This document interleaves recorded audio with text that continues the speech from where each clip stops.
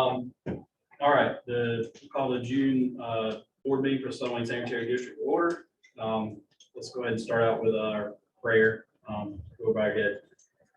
Lord, thank you so much for this day you've given us. Thank you for letting us be able to come together once again. As always, Lord, please guide and direct our conversation and our decision making. Let everything that we do bring you honor and glory. Guide and direct our steps. Keep us safe as we depart from here tonight and go about our nights and our weeks this week. And just thank you for all your many blessings. In your name we pray. Amen. Stand for the pledge. I pledge allegiance to the flag of the United States of America and to the republic for which it stands, one nation, under God, indivisible, with liberty and justice for all. All right, in front of you have the minutes from the May board meeting. If you have a chance to do so, take a look at the minutes.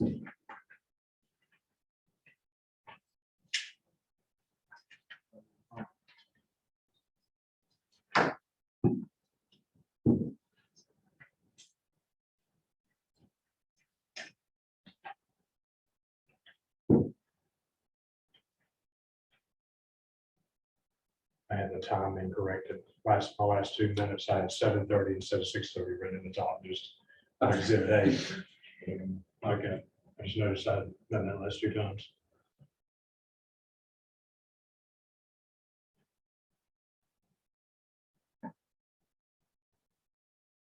Comments from the meeting minutes from May? Just those were a little less detailed than usual because of the video. I'll now go back and watch that and it wasn't, so those are just based on the notes. Sure. Make a motion to accept them. Second. All right, motion by Thomas, second by Dane to accept the minutes as written. Any further discussion? All in favor, let know me by saying aye. Aye. It's unanimous. All right, next on the agenda is recognition of any visitors. Tonight we have John Cox with Cox Edwards. There's some questions about some invoices and line items on the invoice. So John, if you'd like to step on up, and I will turn it over to Thomas. John said the biggest discrepancy we had was when I called and questioned about what P&O is and payroll expense. I called the number at the bottom, and the girl I spoke to, basically she said that it covered overhead. And then when I said, well, what does P&O stand for? She said, well, that's profit and overhead. I said, well, it looks like we're getting billed twice. And then I talked to you, and it still didn't make good sense. And on top of that, stuff like the truck and trailer for the excavator, it's on every one of them. So it became an issue at the end of Providence. I was on the board, but I wasn't the financial officer. Whenever we did the leak down there, the truck and trailer showed up, but it was never, the excavator was there, but it was never used, and we should bill for it. So on top of P&O and profit and overhead, are we still billed for the excavator? I'm assuming that it's always behind the truck and it shows up to every job site. So are we Most of the time it does, yes. So we're billed for it whether it gets used or not. Is that right? Yes. Okay, so none of Most of the time, yes. okay, so if the truck goes up and let's say it's a 4 or 5 hour job and the excavator's there, are we charged for 5 hours of an excavator even if it's not used? No. No, we're just charged 1 hour. It depends on how much time it was used during the.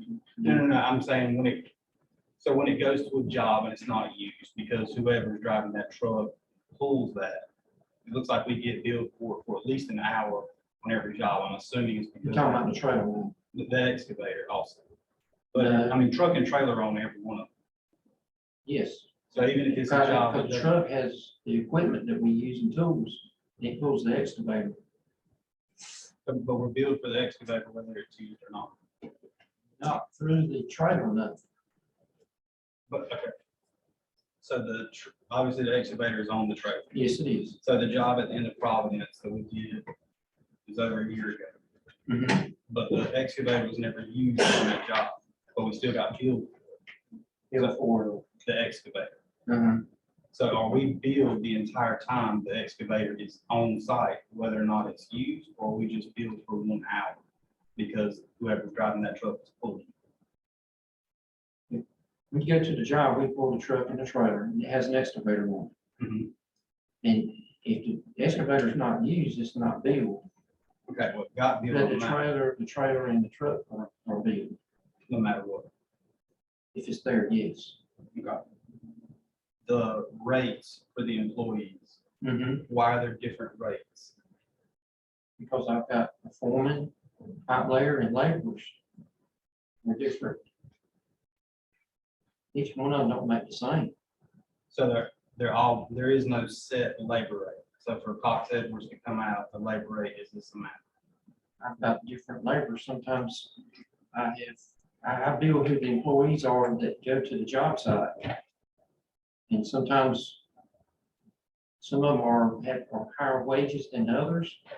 And sometimes they don't. I may have one foreman and 2 laborers on the job. And then the next time I may have a foreman, a pipe layer, and a laborer on the job site. But I bill you as the employees who are we use to do the repairs or installations. And I'm assuming that's what, so like this says unit 9. So what is unit 9? It's the dually crew cab truck that carries our equipment, tools, that pulls the trailer, that pulls the excavator. And then if you're asking about the other truck, which is unit 6, it's a pickup truck that pulls the air compressor that we use when we do our installations and repairs.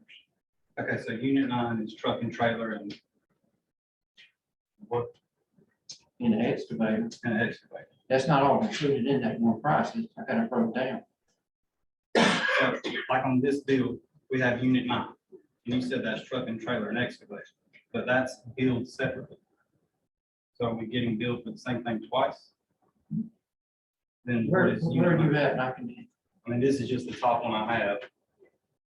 So what is the address? 191 Golden Circle.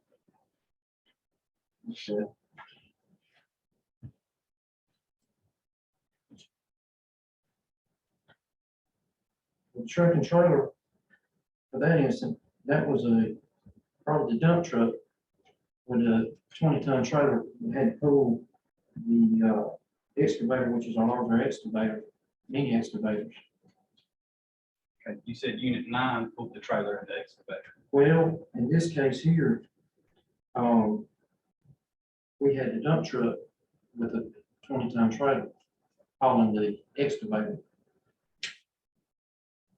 Okay, so because the unit 9 by itself or with a small equipment trailer cannot haul that piece of equipment.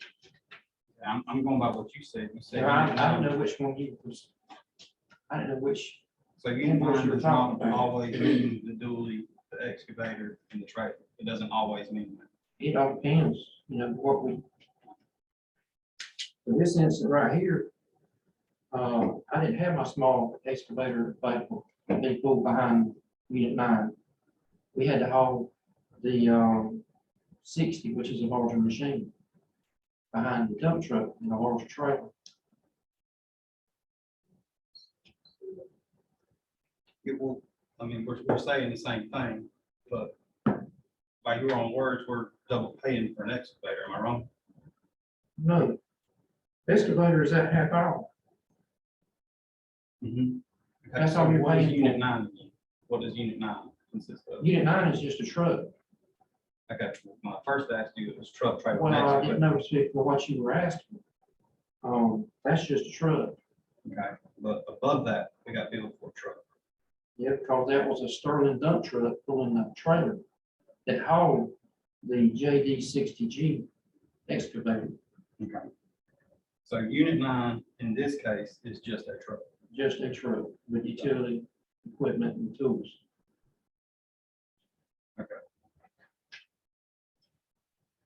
What about, so here's 117 alternate, same thing. we've got unit 9, and we've got this, and these are just the ones from this last bill. So you've got unit 9, and we've got the excavator being built separately.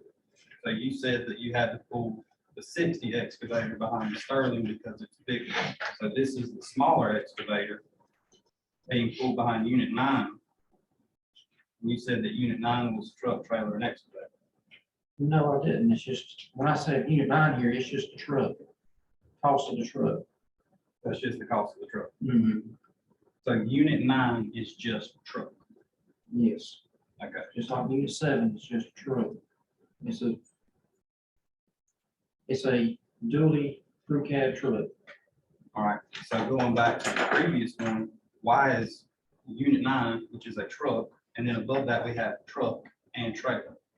Because there was 2 trucks on that side. Why is one of them unit 9 and one says truck? The other one is the dump truck. It's like in the track we can do. She's saying that that is a dump truck. Yeah, I get that. So everything has a unit except for the dump truck, Yes, so all the other trucks have a unit. yes. And the crew, the girl in the office, according to her, if they're working overtime, so let's say it's Thursday and they've already got their 40 hours in, we have to cover their overtime. We bill, we start overtime 8 hour after 8 hours every day. So overtime is billed daily. If they work over 8 hours, it's time and a half. So if they're on a job for us for more than 8 hours, it's time and a half. So if it was a 12-hour job, instead of doing 8 hours one day and 4 the next, you do 8 hours at regular and then 4 hours at overtime. That's correct. Okay. That answers that. So on the invoices, they're under labor, there's a plus 30% payroll expense that is added to labor. And then at the bottom, there's 20% P&O. Can you describe both of those? The What those- 30% is what we have to do. We have to match the federal withholdings and Medicare for each employee. That's not included in your labor rate. No, it's not. But wouldn't your company be paying that and not us? We have to pass the cost on. I think what it is usually built into the labor rate, but it's not. We got it separate. Usually you don't see We it. got it separate.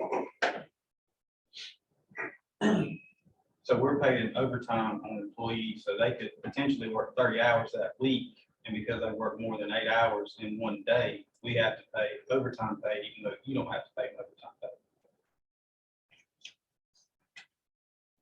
I have to pay them overtime pay no matter what. If they work with me, and they work overtime, I pay them Where does overtime start?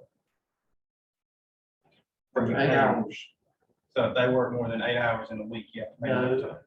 8 hours a day. So if they work more than 8 hours in a day, you pay them overtime. After that, So it doesn't matter if they only work 12 hours that entire week, they're still getting 4 hours of overtime. that's correct.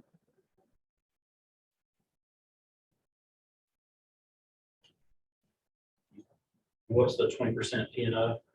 That's a profit and overhead. Charging us for profit, Yes, I got to make a profit to make a living. you're charging us for profit that you make. I'm showing you my profit that we make. Above our costs, Where are you showing us the profit you but make? P&O, You're just charging 20%. that's the profit. Profit and overhead. So in this bill right here, 70305 is the total bill. So you're saying that Where is it? you, this one is, Okay. for, 191 Golden Circle. 191 Golden Circle. Yes, so the 70305, you're saying throughout that whole thing that you're only making $109 profit on this job? that's correct.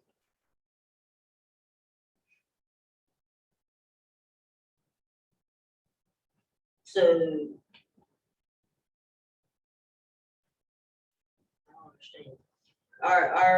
I mean, the bill would have been $548.83 in tax, but then we have to pay an extra $109. I would think that your profit would be coming out of the total, not adding extra to it. I don't have any profit in the total that's $548.83. There's no profit in that.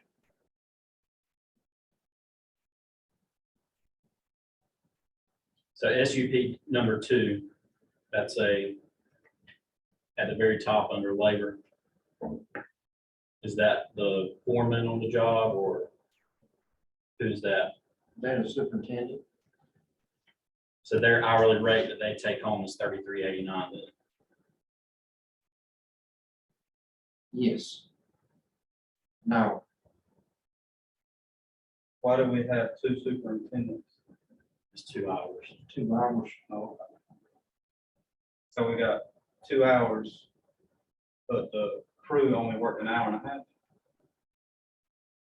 Well, because the superintendent went and made a site visit before the crew showed up and called a locating. So if a superintendent goes out to a job and the excavator is not needed, why would we be billed for it? And it depends on what this was a fire hydrant repair. Not this one. The only one that I have confirmed is the one at the end of Providence Church Road. The excavator never came off the trailer. And I did pull that record and we were billed for it, as if it were used. But I'd have to see that and explain it. You can, I would have to see the bill to explain it. but you can explain how we were billed for an excavator that we're gonna use. I can't explain that right now. I have to see the occasion.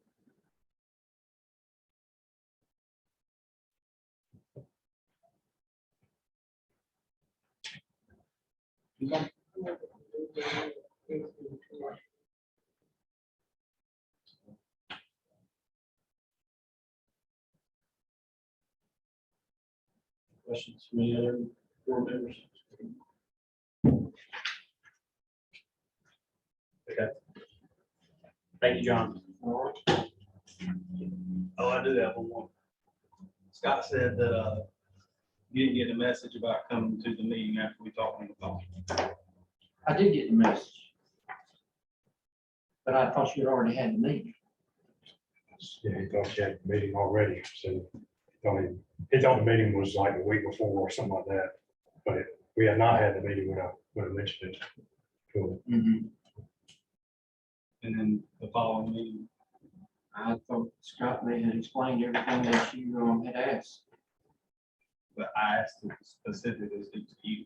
And I asked you. That's the reason why I was not here last month. Because you thought Scott was going. I thought you had explained the questions that you had about these invoices. I mean, obviously, that's a conflict of interest. But he couldn't do that. Okay. But we had to get Harry to draft a letter to get you to the meeting. And that cost us money. I specifically asked you to come to the meeting. But I apologize that I was not here last month or the month before. I believe I can pull that video. I'm almost positive I tell you when the meeting is. So you willing to pay for the lawyer's fee? for us I to send you can, the yes, I letter? can. You can? Yes. Thank you.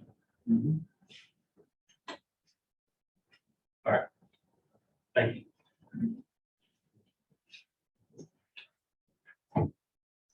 All right, we have no other visitors on the agenda. We'll move on with the operations report. Daniel?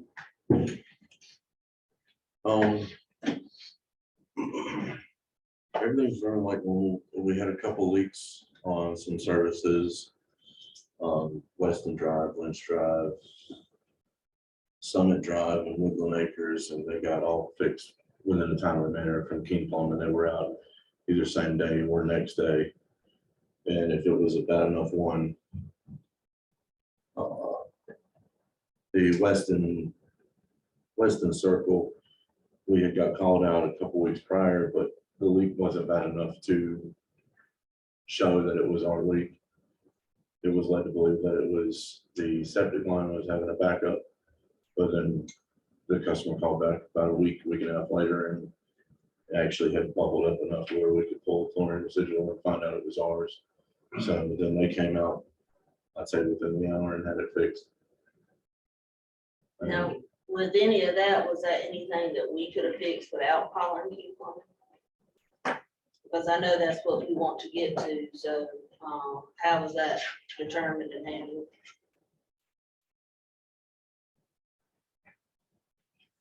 Possibly on a couple of them, being where they were.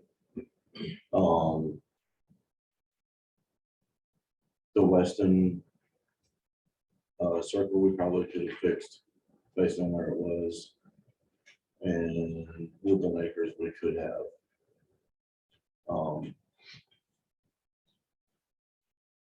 Lynch Drive, I don't think we would have been able to do, because there was something with live wire that had caused the bottom of the pipe to melt for the service line. So they actually had to get an electrician out to cut the electricity off. But I think it was pretty deep down. So there's a couple of them, yeah, that we get the service line or get an inventory of service line and stuff, compression fittings to put on, we could fix some of those. Well, I think we need to come up with, because that's what we want to go to, you know, things that we can handle on our own instead of paying out, you know, for others. So we need to, you know, I don't know if you could come up with something, or if you want to get, you know, with Jonah and everybody, but we need to come up with something and figure out ahead of time, you know, kind of like a guideline or something that we know, hey, we can fix this instead of just immediately calling out somebody, so that we can get that process going and keep pushing it forward instead of just picking up the phone and calling somebody Yeah, else. I agree. So I think we need to, I can get with Jonah and Shane and Jeremy, and we can figure out something and get like an inventory list of something we need to at least be able to handle. You have some ideas of that, don't you, Jeremy? Things that y'all do? Yeah. Okay. Basically, if it's in the dirt, it ain't mine. We can fix it. Yeah.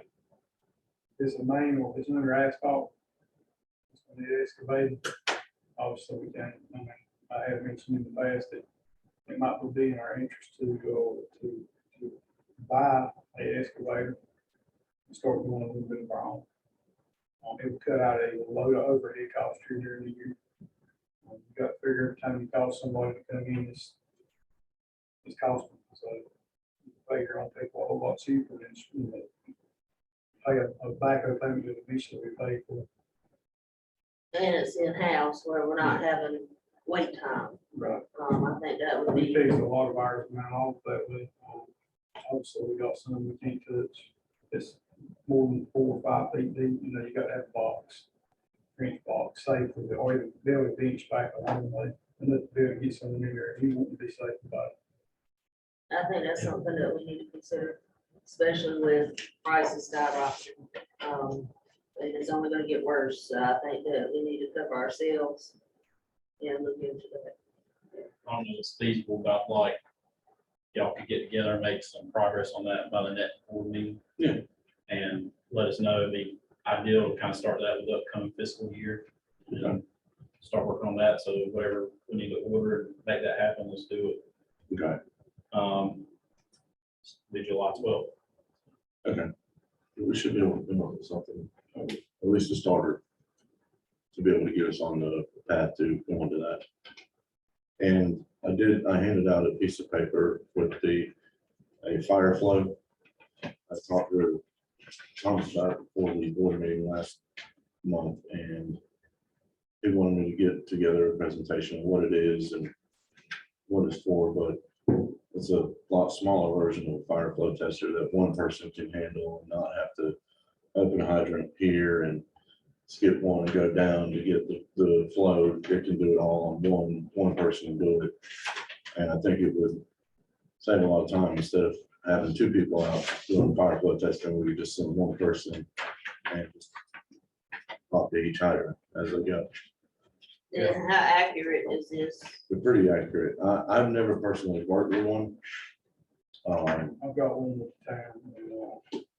Yeah. It's a nice piece to have. It's real accurate. It gives you your PSI and your, GP, all on the same thing, instead of one having to go to one hydrant and getting flush with water as well, because the old system is hard to work with there right there. You ain't got to have a system to plug in them, just it gives you everything you need to know right there. So do you recommend we have one or two? One's all you need. So we wouldn't need one as a backup or, It should last right a good while, as long as it's not mishandled. all right?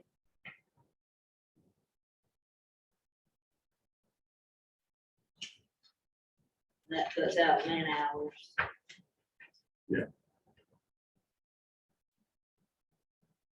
Something y'all discuss it. I mean, it's a day-to-day thing. I mean, I don't think there's any needing us to vote on it.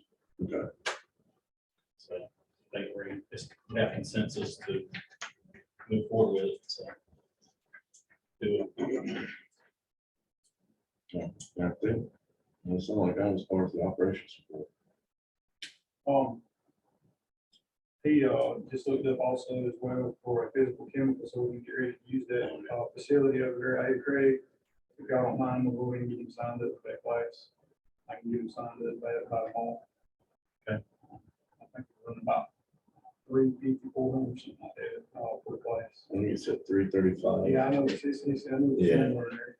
It ain't that real high. It is- Now, what's that gonna mean for coverage, do we need to get with Jonah, and them to know that you're not gonna be here? It'll be virtual. It's virtual. I'll take it here. Okay, but So- there's still, even if it's virtual, you need all your focus on that, so Yeah. we need to just make sure that you That's get with something to them do. and make sure everything's distributed, Yeah. while you're offline, and that everybody's on the same page. You know when the class is? 14th, July 14th, 18th, and 22nd, when I looked it up earlier. Yeah. Okay. Good job. How are things going? So far, so good. Couple of things that I want to look at making changes to make the wells run more efficient with the chlorine lines. And so they have less area to travel, less chemical just sitting in lines waiting to be turned on. So we made a move at the fairground site and moved the chlorine, instead of having 100 foot of tubing run around the building, it's 20 feet now. Good job. So that's working, and working at another site, trying to figure out best way to do that one. That's good. Keep going with, making things better. If you need something or, let us know, let Jeremy know. See what we can do. Appreciate you jumping on that hydrant bill, knocking them out. Oh, no problem. Are they installing? Okay.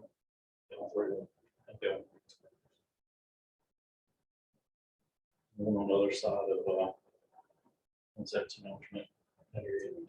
Lean on the other side, lean like that tested well. So I Good. That's good. think I got that fall out of town. I think we're gonna leave that be until it's all fixed.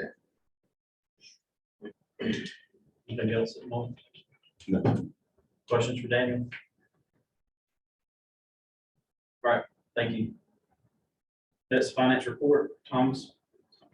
Past month, we grossed $71,783.18.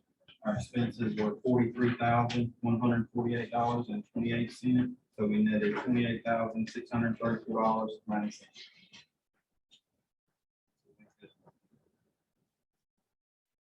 Now, I need to still speak about we need to make an amendment on the chemicals. Yeah, let's go ahead and do that. Well, y'all know the chemical cost is going to double. That's why we kind of went up in rates. I think Dana told me we were down to what, $200 left in that, of that amount. It For that budget item. was 800 before the last delivery of coffee. We're gonna be real close to not making it to the July budget, new budget, so we need to make at least an amendment to Half Moon's there if we need to get him. And I had thought maybe around the last big bill we had was around 3,500. It shouldn't be that, but to make it safe. Maybe we'll need to move 4,000 in there just to have it. If not, when we're done, we can rotate it back wherever y'all need. But we're gonna be real tight. It'll, talk to Dane about it, she'll be some notes. It'll come from building and ground maintenance 515. Having them in there that'll cover it. So there's 4,000 for the buildings and grounds. And the chemical supplies 534. Make a motion when we move $4,000 from building grounds maintenance to chemical supplies. I second. Motion by Thomas, second by Jessica to move $4,000 for the budget amendment. Any further discussion? All in favor, aye. It's unanimous. Now, quick question, I know that we were gonna take some stuff out to make the water, is that gonna cut costs on anything or no? Not right now, it isn't on, it's to get something took off. It's already there, it's like the act of commerce, we're working on it. Okay, In fact, we're gonna probably have to look into, maybe doing some new media. In these filters, because it's getting to the point where the iron is hard to get out with some of this stuff, and I don't know how far back the date goes on most of this media that's in these, filters. So that's another thing we might have to look at this year to, and in that process, I got a good guy there in, South Carolina, Spencer Bush, that does it, he can, we'll try to get hooked in with him, we get all our media from them. And it helps take out some chemical, as far wise as not having used. My main objective is to get the main night out. And I don't think that's gonna be that whole, we're working on it. I got a state man coming to see me tomorrow, we're gonna be talking about it too. We're fixing to have this well back online. We got it coordinated, we're just waiting on some SCADA issues that we're having with it right now. We're talking to a new SCADA crowd because this SCADA crowd we got is just not worth 2 cents. They're changing hands every time you turn around. We can't get a good answer on nothing. We're gonna restart fresh, we might as well restart fresh with everything. So he's working on some prices right now. I'm talking with him. This end, and hopefully by next meeting we'll have some more talks on that. But we got to get set up. Jason Britt came and he's got everything ready, other than the fact that we've got to look into SCADA somehow. We can run it by hand right now, but also we won't be able to run it through SCADA so something happens. We could start giving, we could start actually running it and giving that one over there a little rest, because I mean, it's pumping its butt off. With that one over there, which one we're pulling from this, that's the one we're trying to pull from.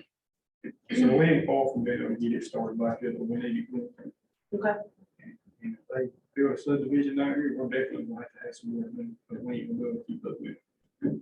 well, I'd rather do it before and instead of behind and being caught with our pants down, so. Yeah, whatever in we need to fact, do, move forward. I know he's wanting to work, and we're trying to find some different grants, maybe where they've been talking about doing a different well here anyway. It wouldn't hurt to do that, and if we did know without a shadow of a doubt, we're gonna do 150, 200 houses to work on a bigger, like a turbine. That would actually use some more. It would hurt to look into that, and like I said, I'll be talking to the state tomorrow and going and putting questions out. And we can possibly do a grant with that. Yeah, there's possibly a grant. I mean, we just gonna have to find and search. Okay. Good job. Thank you. Anything else want to stand up here? and Talk about. We'll do it in the. Thank you. Thank you. On the topic of budget amendment, due to us sending out the letters regarding the rate increase, which will be mailed tomorrow, they're back there ready to go. We do need to move money for postage. So into 511, we need to move $2,000, and that would also recommended that comes from 515 building and grounds. Cover the postage for the letters.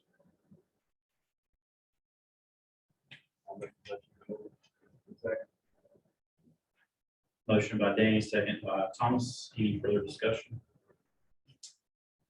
All in favor, aye. Else?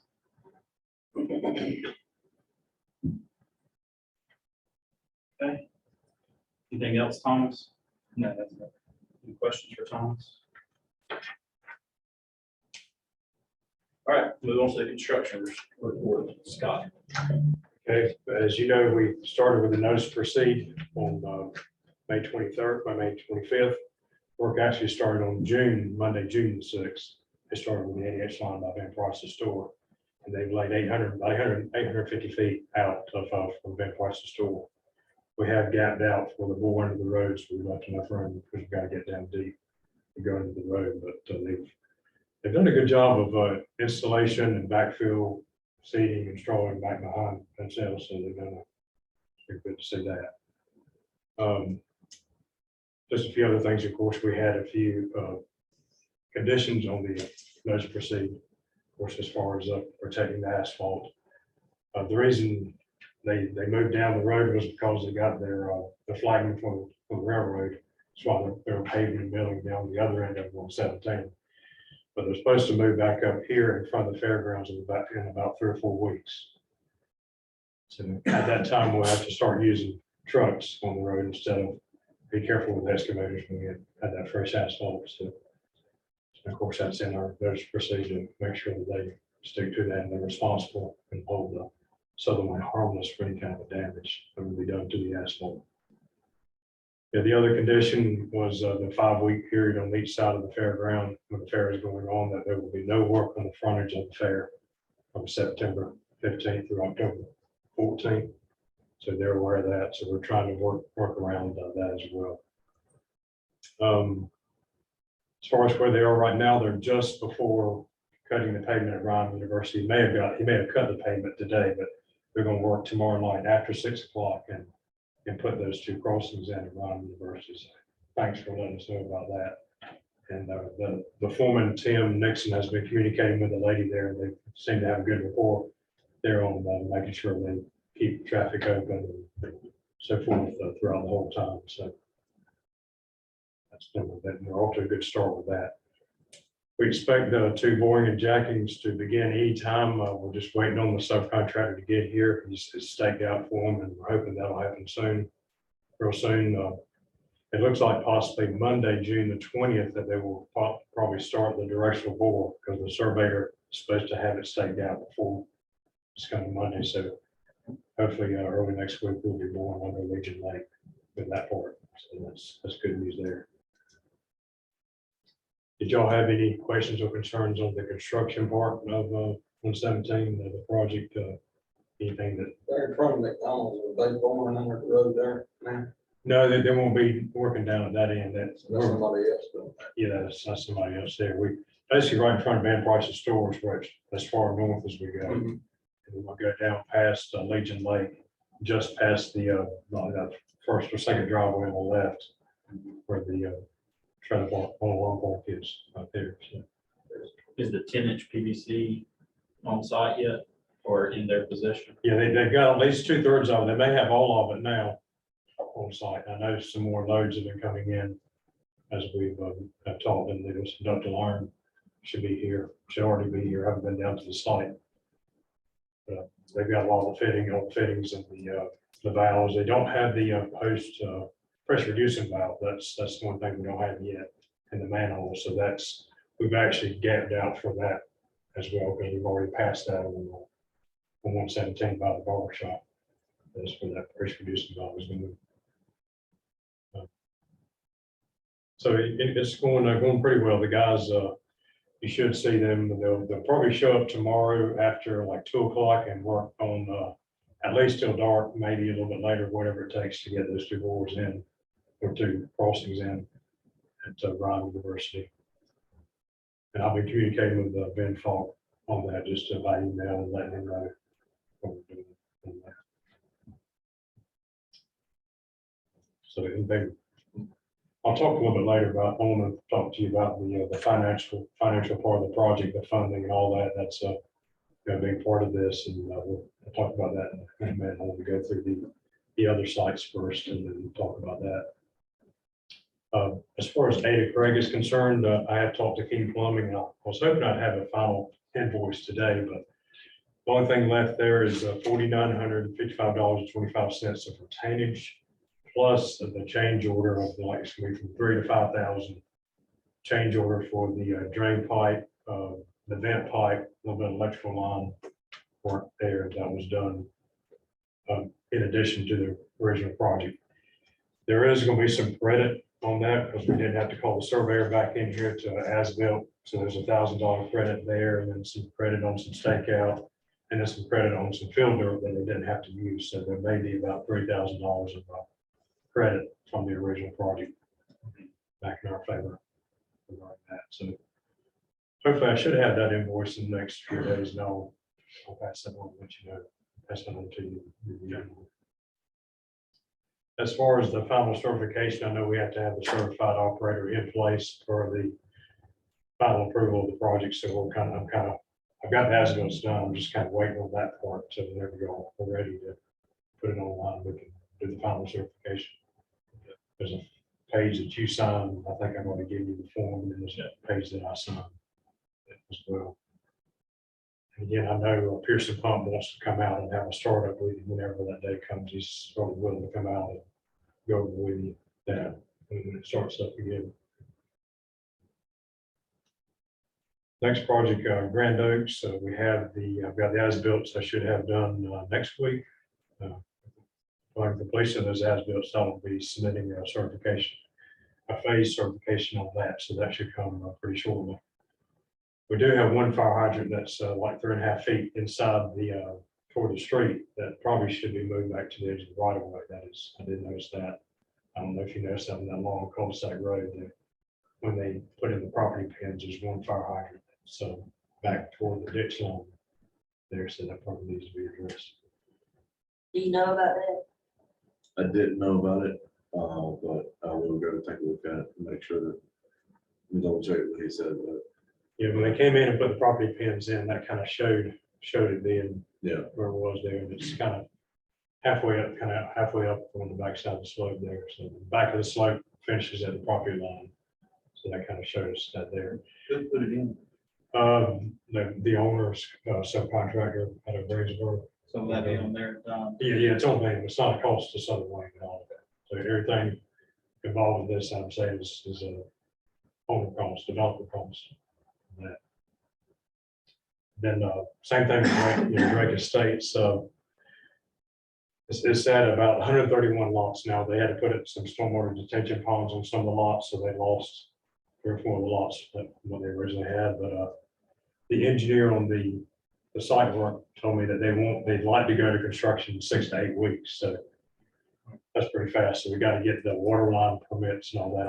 I've been working on that some as well, but they've got to get their stormwater and erosion control permits as well. We'll have to have a DOT permit for crossing Highway 13, tying that line back into the 10-inch line, Highway 13. So that's going to be a little bit of that. We'll have to bore that road and tighten that 10-inch line. You don't have any other questions on construction or that? So Is there one way better than another? Which one to tie into? I mean, as far as probably Church 13 or Road, Providence? probably 13, I imagine at this point, because we're a longer ways from Providence Church Road. We can come out one of those cul-de-sacs and run about a couple hundred feet. Again, that cost is on them. Yeah, all those costs is on the contractor. Yeah. The whole development costs, permits, all of that. They just have to build, it has to be built to Southern Wayne standards. And I think our fire flow is pretty good over there, from what I understand. So what I was envisioning was running an 8-inch line back out, crossing 13 and running an 8-inch line so that it's available to go back toward Providence Church Road. And at least an 8-inch, but it was mainly an 8-inch. There's a 6-inch that comes in off of Ridge Road that feeds where the line stops. We probably need it, on a connector line with an 8-inch at least. That would eventually go back probably to Providence Church Road, possibly one day if they develop back behind there.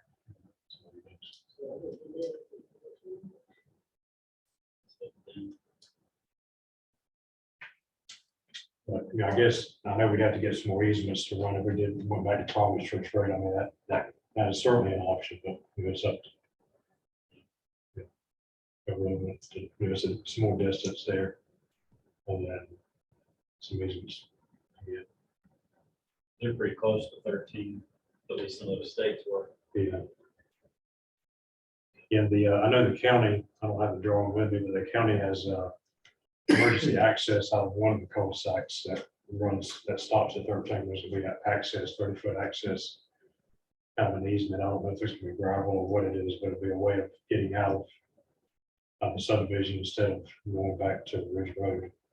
Is that gonna be for everybody? I guess I assume he's going to have to put a pipe, of course, a pipe in that ditch and create some kind of a gravel road or something that's easily to get out in case the other road is blocked or something. I mean, Where is it supposed to be? it's the second cul-de-sac from Ridge Road. It's the furthest one that's on the map. Again, unfortunately, I don't have the drawing with me, but it's the one that's right before, it's after the high where 13 has a high point, it comes to a high point, and there's kind of an air release valve on the water line in that area. But anyway, there's a high point in the land, and it starts to fall back down toward that boutique or something. There's a haircut place or something down there, where it falls back down. It's the cul-de-sac that's gonna be closest to that. And it'll come back to Providence. Well, that cul-de-sac it comes back to 13. It's access to 13 is where it'll be. Okay, so there's gonna be an access off 13 and Ridge. It won't be a normal public access. It'll be kind of an emergency access. I imagine there'll be maybe a blocked gate or something so that everybody can't just come and go. Assuming there's somewhere you can remove a lock or something and get emergency vehicles in and out at that point instead of having to go down the Ridge Road. I haven't seen his final drawings on that point, but I'm just projecting what he might be doing.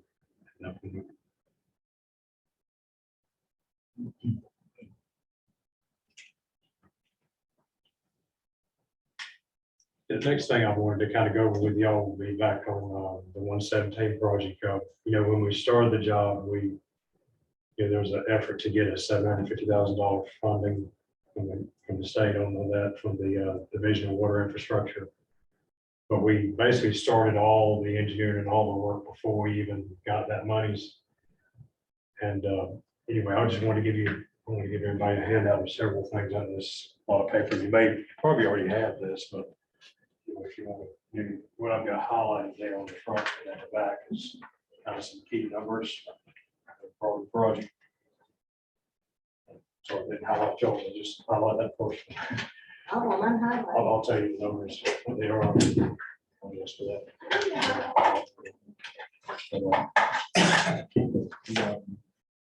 If you look at the top there where it's got funding amount $750,000. And the right to the left of it is the total projected cost, 1,000,000, almost 50,000. That is basically the bid on the project, plus all the overage on the bid. And that's the bid on the project, plus the engineering, the survey, the fees, the legal fees, the easement fees, and all that. That's where that 1,047,000. Excuse me, $1,047,983 comes in. If you turn over to the next page, it's the breakdown of all those numbers. And then the third page gives you those numbers again, that on the front page there. It kind of gives you a breakdown of the construction costs of the project, so forth there. And, the construction cost was $863,962. That was the bid that Ralph Hodge had. Additional PVC costs, the $48,000, that would be above this number. That came in, we got these numbers in December. This was when Gary, the other board was here, and that's where all these numbers came into place. So what you see there, what we've carried through in the project so far with these numbers here, that we got back in December, around December 21st, is the date I've got on the last page. So let me ask a question. You're saying that the prices went up, but we had already I don't know, that's what I'm asking. Did we not go ahead and approve all this and everything was on back order? So, Yeah, I guess what happened was that when there was a delay in getting the pipe went up, but the price kept that, going up. so how is that, how are we having to pay for extra if it was already ordered and it was on back order? We had a meeting, a board meeting where we kind of went over that, the 47,000 on that, that's where that would be above this number. That will change. Yeah, we changed to a different. We changed the C9, we changed the C900 from STR We did 21. approve that, 47,000. Yeah. The 8-inch pipe that they're putting in now is STR 21 because they were able to get that, but they weren't able to get 10-inch STR 21, it just wasn't available. So we decided to go with C900, which is a thicker wall pipe, and that's when they put in, like in City Goldsboro, City Raleigh, and unfortunately 10 inches in between the size that they want to make. They want to make 8-inch and 12-inch and 6-inch, but they don't. 10-inch kind of gets put on the back burner as far as what they like to make, and we've got a lot of 10-inch line in our system. And a lot of Providence Church Road is 10-inch, and a lot of the lines that we have in other places are 10-inch lines. So that's kind of where we kind of unfortunately ran into that. The cost hasn't changed other than that. Yeah, that's it on that. You know, all the other costs are the same. You know, the engineer, the survey, and the legal, all that, none of that changed. It was labor that changed all of that. The next thing here, I forgot to highlight something on the first page, but I'll give you that. This is a smaller breakdown, but the same numbers. You'll see this is what you had signed, you know, and back in Into the state. May, where we had to get, when the state started getting involved in one a lot of paperwork. Figure those numbers later. Again, the 863,962, Mr. Hodges is our first original bidder. And then in there, you've got, you basically have our other numbers. We had our planning, our surveying, our engineering contingency, which is part of the contingency on construction, which we kind of ran into some contingency here with an additional price there, but so you got the legal and you got the other. Basically, the surveyor charged me $16,500 to go take the topo prints. I went in and did all the AutoCAD that the surveyor does a lot of times, so that's where the $32,625 is the surveyor plus my AutoCAD work to get the original drawing. So in case you're wondering on that. The next thing, I know you had some questions on my billing of my engineering. I want to give you kind of a history of what we've built so far on the project for my building, Cox Edwards is an engineering building. That's there those items there.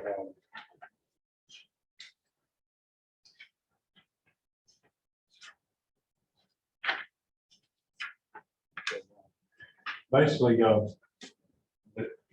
you look at the bottom, the 1,047,983, that is the total job. The engineering, if you do the dividing, the 97,625, all of my costs is 9.3% of the project. Southern Wayne is paid all the way through the first 5 pay requests have been paid. The only one that's outstanding right now is number 6. But in my 6th estimate, I've got legal costs. I've already paid Jack Edwards several months ago for the legal costs on the easements. We've got permitting, which we paid already, and items like that. The engineering is pretty much all done except maybe any kind of an as-built. The only thing we're doing now is I'm trying to go out to the job an hour in the morning, an hour in the afternoon to try to check on them and see if make sure they're doing it per the plan. Some days I haven't been able to get out there, and I've asked you guys to go out there like last Friday. I'm trying to only spend 2 hours a day if I can to go out there while they're working. So that's kind of where my inspection time comes in on the job. I do have to sign off on this at the very end and all that, and we got to do all the tie-ins and stuff like that. We got to do as-built drawings and so forth. So So the invoice total was 70,862. your total proposed was 97, you expect this bill additional 27,000. Yeah, I mean, it may not come out to that, but, you know, that's, you know, the 97,625 is the cap, is basically the cap on it. You know, there's some things we haven't done, some things we may not do. You know, if you know, the inspection maybe less or something, if y'all, you know, somebody else inspects it, or, you know, I had to look at it every once in a while at least, but a lot of times I'm the only one that's available to go out there. I feel like I need to go out there. You know, the other day they were getting ready to put on the 8-inch 8x8, and I had to stop them and get them put on 8x6. So I just had to show up in time for that. So anyway, we got that corrected there in Carolina Street where we had to tie it. We're supposed to tie the 6-inch on instead of an 8-inch on. So that was. So they don't have people there that, What they do, they have a foreman and they have crew people, but, you know, it takes everybody to have eyes on the job to look at it. They may notice something that needs to be changed or something, you know, and, you know, Chet came out and he said, well, it might be good if we move the T over here to get it out of them in case they pave Carolina Street. So Chet was helpful in that part. So that was just an example of that. You know, other people were looking at the job and making sure that we wanted, you know, kind of, you know, done, make sure it's done right and all that. So that's where, you know, all these numbers come into play. And I've tried to break it down in the sheet so that you'll see what's been charged from way back when we started back last year when we started doing the survey back in, you know, October, November, whenever, you know, when we started billing there. And I'm trying to, you know, run through every 2 or 3 months before I do the kind of billing and all that, try to keep an eye on it and all that, and not have any idle time up there and stuff like that. So anyway, my effort was not only just to show what I was doing, but to show kind of, you know, the funding and all that. We are trying to, you know, they'll be submitting a pay estimate sometime soon. We'll be asking for some of that $750,000. Yeah, probably, I think pretty soon, because Do we these guys. pay it and get reimbursed by the state, or do the state pay it direct? Yeah, I think the state will pay y'all. So I know a lot of times, like McDavid Associates, I think a lot of times they'll wait till they get the payment from the state and then pay the contractor. A lot of times that's how it has worked in the past. But Scott, since we're kind of treading on it, I know we're talking, you were asking about this, so I haven't spoken with the rest of the board about it. But one of the issues I had with it, and don't get me wrong, you've never been anything but super nice to me, so I'm not coming from anywhere other than respectful and nice. But you went from, I think, $80 or $85 to $100 an hour, and we didn't know about it. And the only reason it's a big deal is because when Jack was here, Jack did it very underhandedly. I know you were here, you saw me, and obviously he's not here now for that reason. Like I said, I haven't Yeah. discussed this, but that is part of it. I don't like respond though. When I come to the board meetings, I only charge 85 an hour. I think it's 85 an hour or something like that. And if I'm in the office doing AutoCAD work, there's kind of a rate that I charge AutoCAD. If I'm doing engineering work, that's the highest rate. A lot of times that varies from 115 to 135 an hour, depending on who it is and what it is. In this case here, this one here is $100 an hour. But, that's just kind of me being an inspector. I'm not being an engineer. I'm sort of am, but I'm being an inspector. If we had an inspector on the job, that would probably be charged now. I think the inspectors that work for McDavid and other companies probably charge that rate.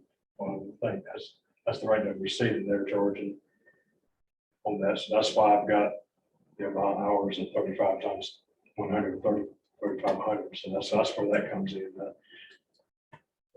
I mean, that's got our, you know, medical insurance, professional liability, all that kind of stuff that we had to pay for over a year's basis. It's not, Cox Shelter doesn't pay me $100 an hour. That's what goes into the company.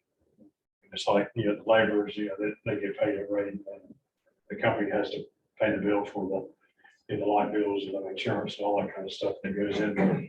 But your board meeting rate is still the same, 80, whatever. Yeah, I think it's been 85, or it was 85. It's on whatever the last bill was, but and you know, over the years we made, I'm sorry. I think the last one was 100. So Yeah. just speaking to the board, we haven't discussed that with you. We do pay you for mileage to come to the meeting, which I was surprised to see that because we did pay over $75,000 just for you last year. Not that there's anything wrong with it. I don't know what your deal was with the previous board. On the last time, it was $85 an hour for my time here, and then of course 26 miles that they're going rate, IRS rate.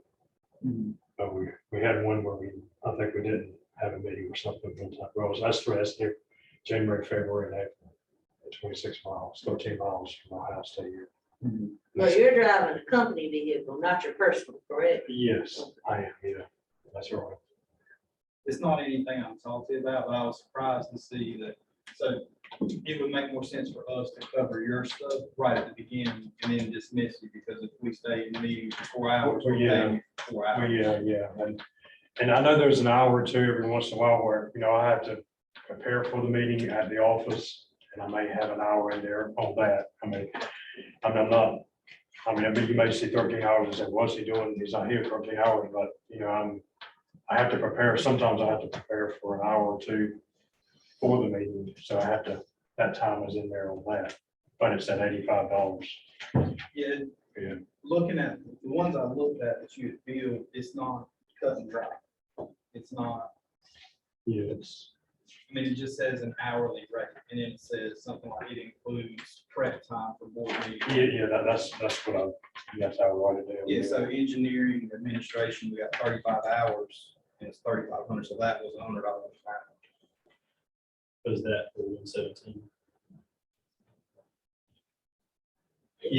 That's for the like inspection, administrators, that's not board meeting stuff. If I'm doing something for 117, then I'm charging to the board meeting, that's purpose for board meeting members. Right, this is a lot better breakdown, and we've kind of transitioned into something that I was going to speak to for later on about. Okay, Obviously, we're just trying to save as much money as we can. yeah, But, having you first would be one thing, but when we do get the bill from Cox Edwards, it's not broken down. It just says hours. yeah, I know on my computer, I keep like 5 hours here, 4 hours or 7 hours. Sometime in the past, we've had some very long meetings, and if I need to break down per month, per hour, I'll be glad to provide that information if I need to. I know, just to give you an example, over the years since the year 2014, I've averaged out, and basically we've been charging $380 for every meeting that I come to, with everything added in since the year 2014. I went ahead and did the math on all the hours that we've done in the last 8 or 10 years. And then everything else we've done here going forward. So Just speaking for myself, for the amount of money that we gave you to engineer, I was really surprised to see that you charge mileage. Not that I wouldn't do the same thing, but I was surprised. yeah, well, I guess we've always kind of tried to pick up those hours on. I don't know. I try to charge with the IRS rate no matter what the gas. No, just as far as the mileage, I was surprised to see that for the amount of work we turned over. I know we had a big number, it was like 94,000 last year with everything, but that was with all those subcontractors added in, like the surveyors and things like that. Like 117, 16,500, the surveyors is in that number. Other surveyor numbers and subs and stuff like that I use and things. Anyway, I'd be glad to provide you any numbers that you want that break down everything we've done over the years here. So we'll continue to pay out whatever the 117 costs out of that 97,000. Essentially we paid almost 71,000. That 71,000 will come out of that, essentially comes out of that 297. If the break. That's right. The breakdown had 297 overage of the 750,000 that they're going to provide. So essentially, we're already chipping away at that 297. Yeah. We have this fiscal You haven't, year. because you haven't received any of the 750,000 yet. Was that set in stone? the 750, did y'all, was that grant awarded to us? Aaron? 'Cause I don't know. I was not here. Yeah, it was awarded and there was some kind of rumor that, hey, we might be able to get more. And, you know, that was some rumor a while back when. So the paperwork's in place of the 750, and we're not going to end up having to pay the 750 out of our pocket because we thought we had. or- No, it's been, I mean, we got the 'Cause I know approvals on it. these government grants, is a hurry up and wait. Yeah, because we kind of, the project kind of got ahead of the monies, because they wanted us to go ahead and do the engineering beforehand, because they thought, well, said, we're gonna have to do this job whether we get the 750,000 or not, is what was the feel on it back last year. And fortunately, got the money, and at least now it's only 297. It's ARPA funding. I figured it probably was, but it's I just didn't know if it had been set in stone, or we waiting on still hearing from it, or. No, Scott's been communicating with the state, sending me forms to sign, and We should be, as soon everything's as, been submitted to them. yeah, as soon as they give us a pay estimate, construction wise, we should be able to turn it right in with the sales tax reports. So is there a possibility to get more money on that, or It may be, I wasn't the one that was involved in getting the money, so who was? well, Gary and John Bell, yeah, John Bell would be the one that, I don't know if y'all know John Bell, maybe somebody to talk to. It'd be nice We to do need get, to inquire on that? I'll speak to them. yeah. But if y'all, but if y'all have any questions about anything dollar wise or whatever, don't hesitate to call me, or something construction wise that, hey, you need to look out for this, like, you know, the driveway or something that looks like it's in the wrong place or something, don't hesitate to let me know. I think the guys out there in the field are doing a good job. They're going to be conscious about cleaning up. It appears they're off to a good start with that. No, and I haven't heard any complaints so far from the people that we passed by in front of.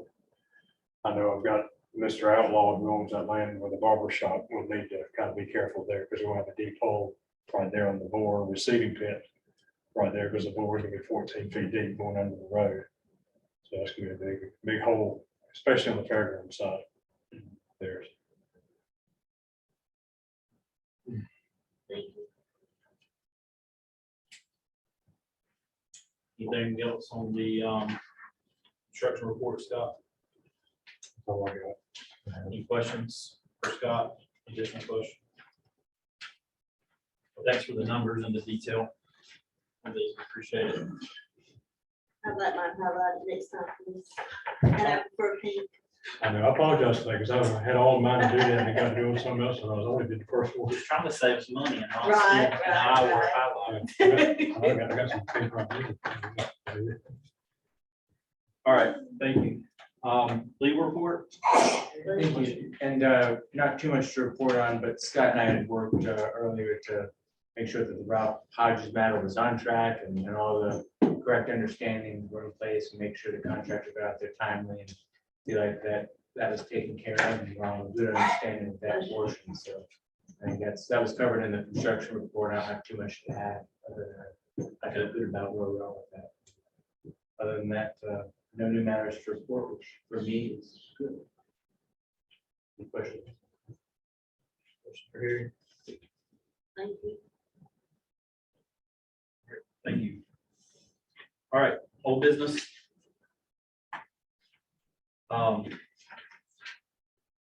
have a couple of items. One of them is, we did put out a bid for firms to perform our audit and be available to us. The only response that we have is from Nunn, Brashear, and Azell. Brashear, sorry. Small graph coming out of it. And it is the bid that they had provided us. And the audit fee of $8,400. The additional fees not included being preparing financial statements, which is $2,800. I did some, searching around. It seems like there's not very many that do this on the local government realm any longer in Wayne County.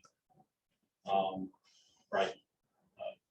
indicative of us not receiving additional responses to our advertising. But we do need to secure someone and to prepare our audit as our fiscal years come to a close at the end of this month. Any questions from anyone? I'll make a motion that we move forward with securing them based on the dollar figures I've provided to you. Second by Danny. Any further discussion? All in favor? Aye. Aye. Right. Motion carries. So I will work on getting this signed and work with Dana to get this back to them.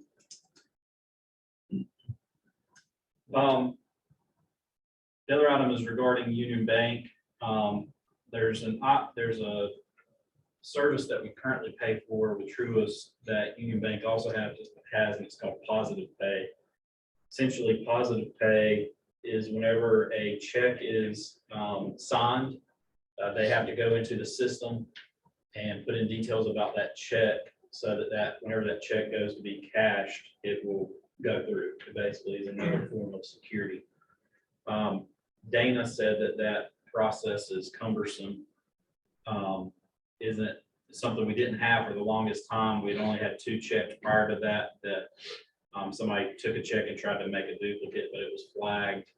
Another one, somebody put the numbers in wrong on an account, trying to pay a Spectrum bill or something, and that was immediately flagged. But she just wanted me to bring up and discuss if we want to have that. I don't know that we necessarily have to decide now. I just wanted to bring that up. We can discuss it more when she's back next month. And ask her additional questions about it, but it's something for us to consider. Again, Union Bank has that, but I'm not really sure that we need it. What is the cost? That I do not have. So that's one thing we'll need to find out from her, and we'll make a note. I guess depends on what it costs. I don't know what the trouble really is, but when it's money like that, I mean, yeah, all it takes is one check and it's a very bad day. Y'all use anything like that? On my phone, but I'm not. Yeah.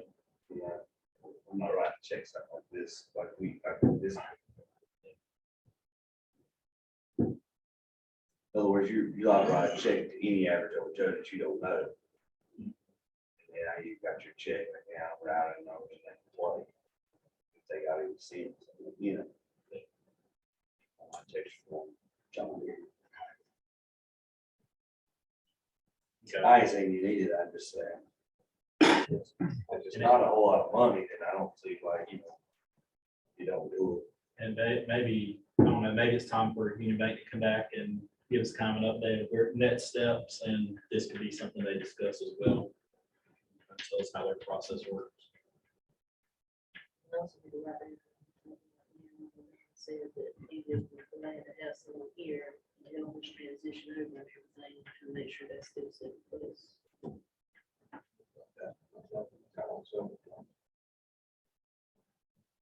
You have that.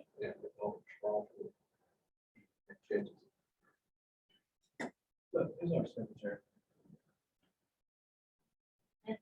Who's the secretary? The five. Who's your Just, so, Harry, you know who the secretary is? I think one, Dan, I thought one of them did that. Yeah, Secretary. your secretary. You got it.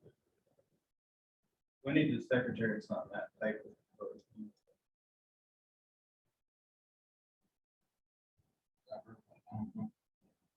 I don't remember that.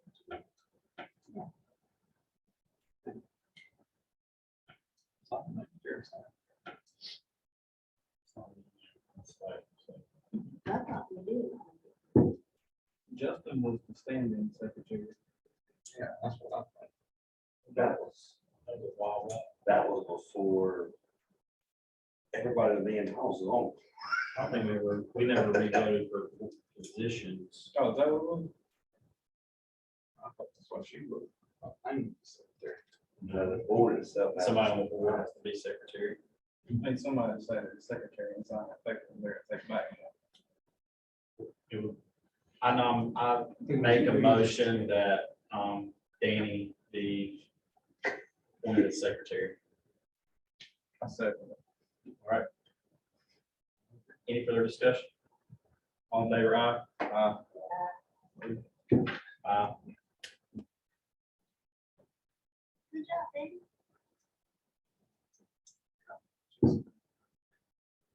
Okay, and also have, it's my understanding that the, budget was, presented, and reviewed by the board at the last meeting, but we have to officially adopt it today.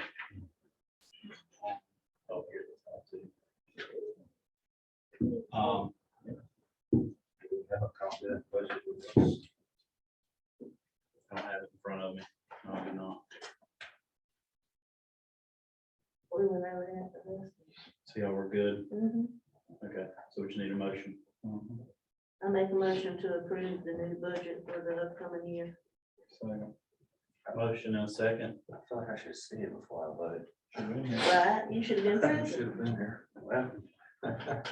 Is what it is. you ain't gonna exit now. You can abstain if you don't. Well, let's do that. Any further discussion? All in favor, aye? Aye. All opposed? So 4 ayes and a. I don't know. No, That's just. that's current. All right. All the old business that I have on my list. Additional old business.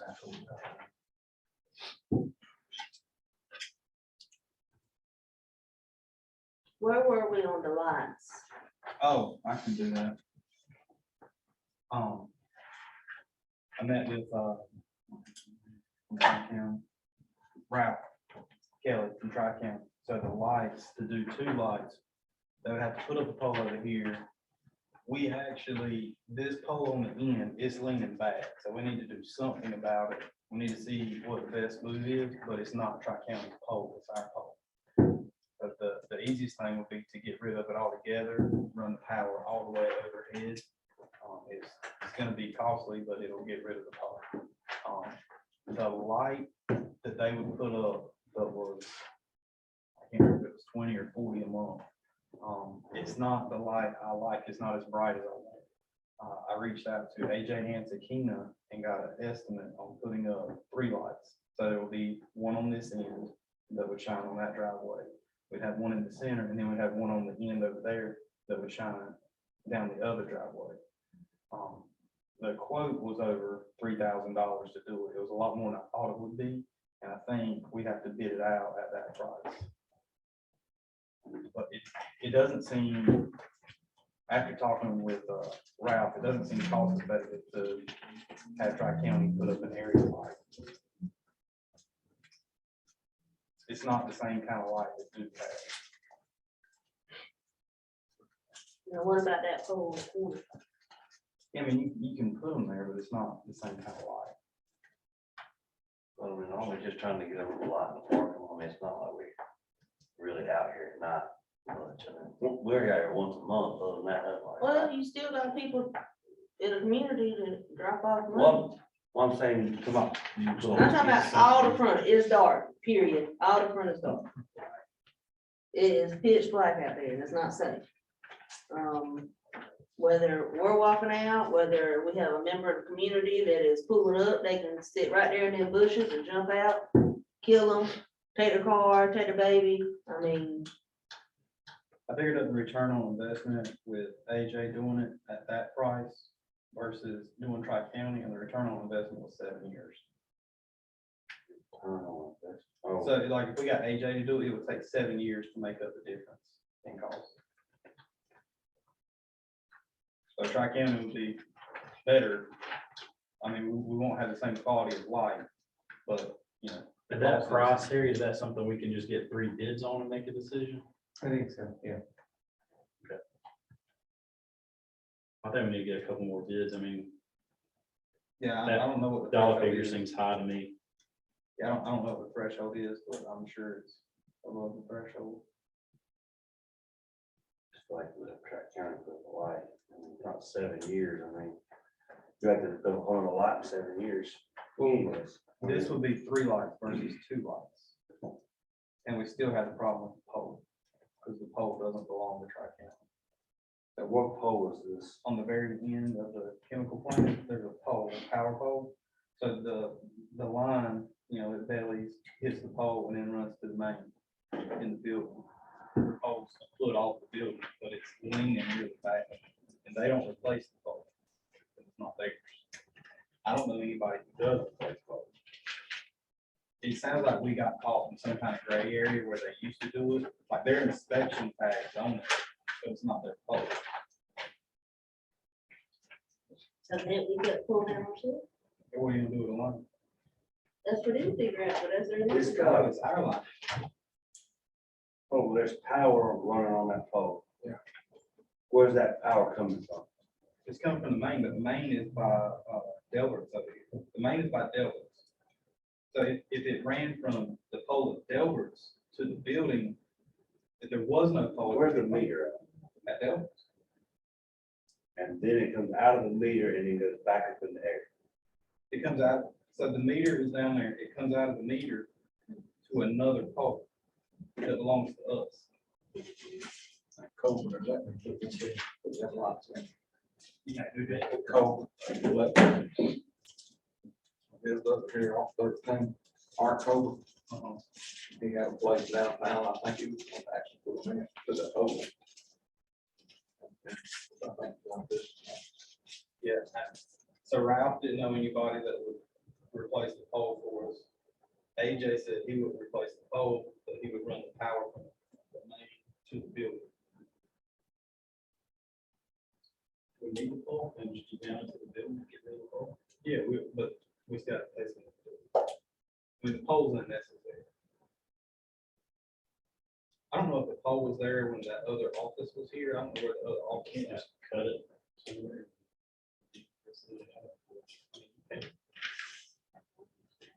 Well, I mean, it's coming out of the meter base, I mean,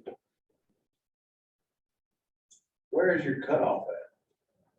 You come out of the meter, you gotta go to a electric cutoff. That's cutting. You have to have a way to disconnect the pipe. Well, the breaker box is in the chemical plant, a foot from the pole. On the inside. But the meter is at Delta's. And there's nothing breaking the power between that meter box and there. Look at it, open the door, and look at it. How is anybody, the only way to mess with that line then is that Tri-County comes out here and cuts the power off. Yeah, Tri-County would have to cut the power off to the building long enough for us, or an electrician, to connect off the building instead of having the pole. So we don't need the pole. I don't know why the pole. is I there. think we need to get 3 bids for somebody to, put in the lights that we need, including moving that light from that pole and getting rid of that pole. And 3 bids, find somebody. I mean, the pole, it needs attention, but it's not gonna happen right now, but it needs to. Well, I think it's gonna be very expensive. So disconnect, I mean, they won't do anything for free. I mean, that's what I do. We also have to cut the power coming here, coming to the chemical plant, so we need to run off that generator if possible. Because we will have to coordinate this.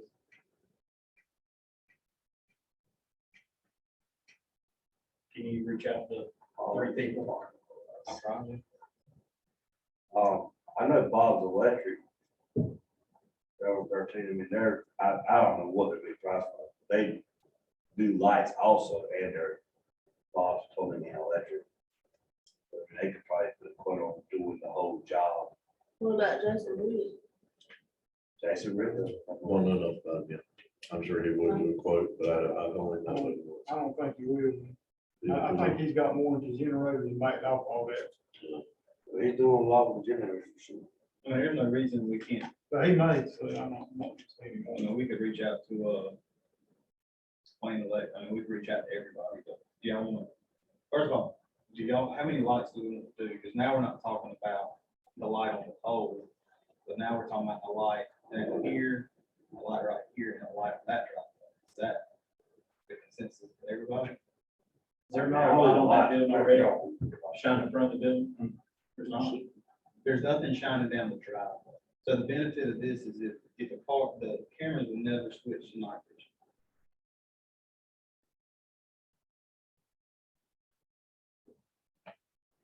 Oh, and plus it'll light up, I mean, the entire front. will be lit up. 3 lights. Yeah, I mean, what, do you still want to do it? How many do you want to do? And do you want to include poles? Poles? Well, I mean, once you take the power off the pole, what do we have, why do we have to mess with it? No, that's not the issue. Getting someone to do it is the issue. I think he's saying to get rid of the pole because it's leaning. Yeah, I mean, I So don't, it's not a the habit. pole is becoming rotten and lean. I mean, it's not-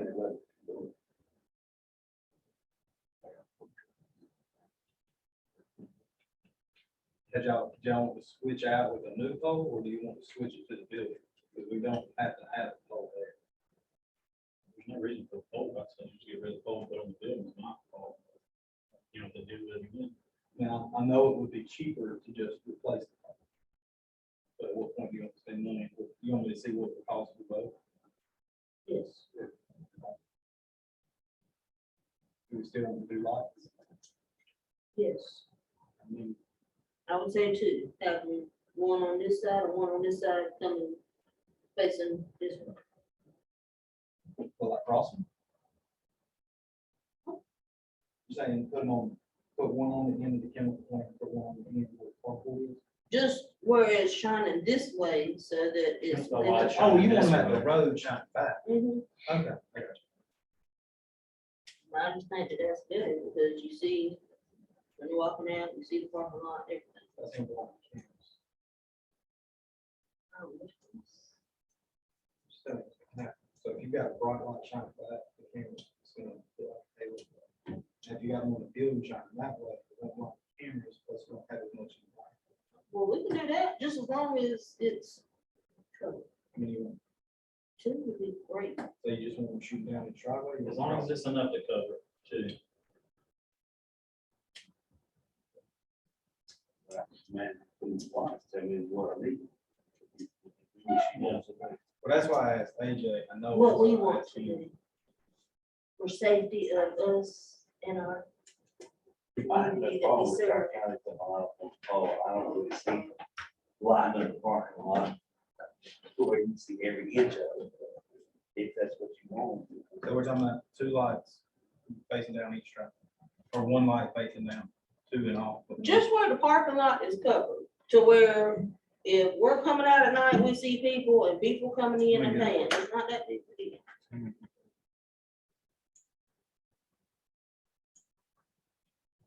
I'll just bring my LED flashlight and we'll be okay. You got your whistle.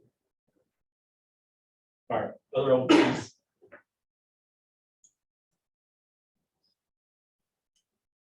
Hearing none.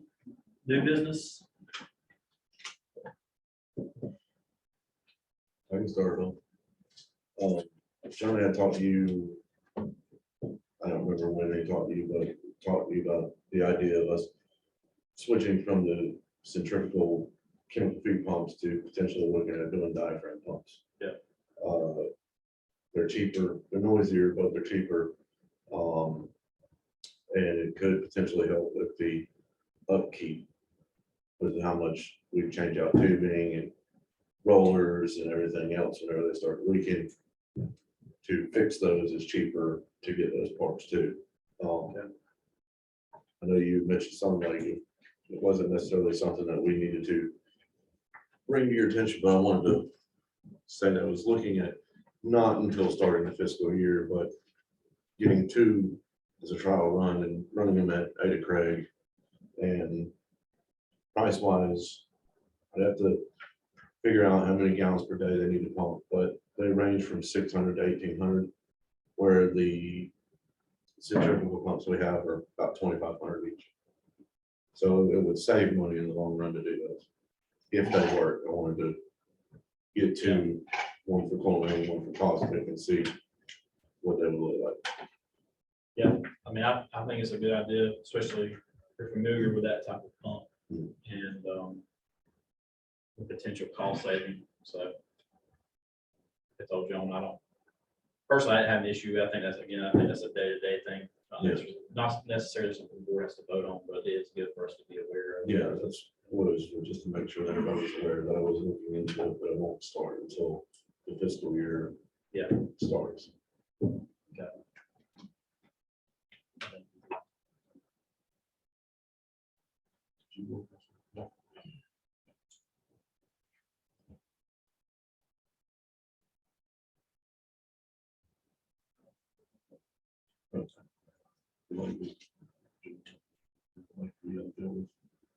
Like doing what we're trying to do, what we all do with the English song. And with the grant.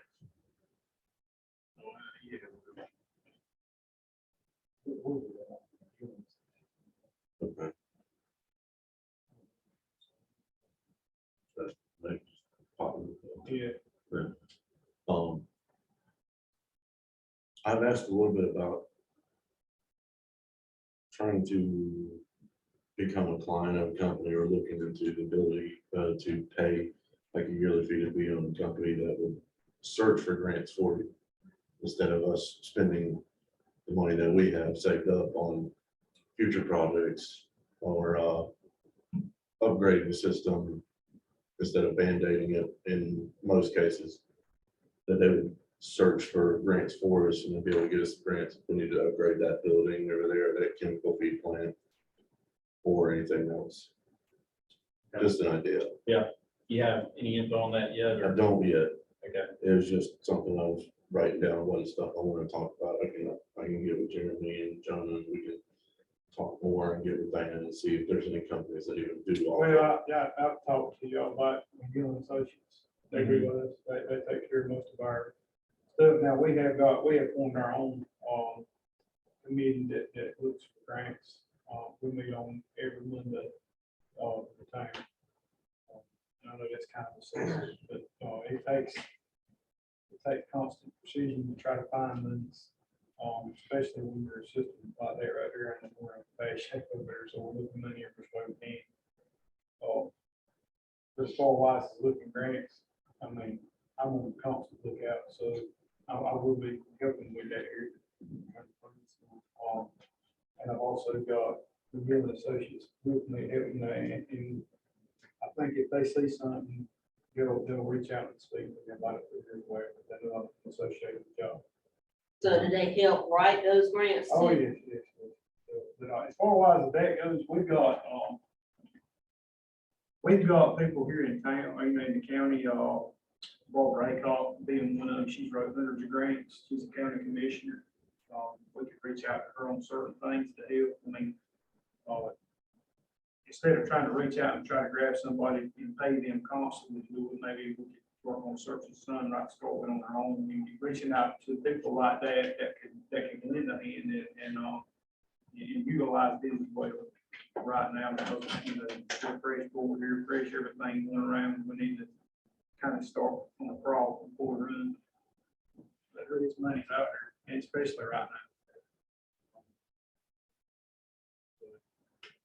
I think in the future, maybe if I want to look into talking to McGill or something like that, but right now we can just look for ourselves and utilize some of this help in the county that we got to the commissioner and whatnot. They're doing is to reach out to them, get them to come to board meetings. They don't charge nothing. I got a couple I can get this around that represents this area that might come to about. good, y'all keep us posted. That's all I have. Other new business? We're on this, or on other today. Oh, okay. Real quick, so, Jason Britt, we're paying him to, service the generators. I talked with Dan, I mean, it's like servicing a jet ski. I mean, there's not a whole lot to it. I think the last one was over $600, not to take money out of his pocket. But he's got 5 of them, so we're looking at close to $3,000 a year just to service generators. It's just changing the air filter.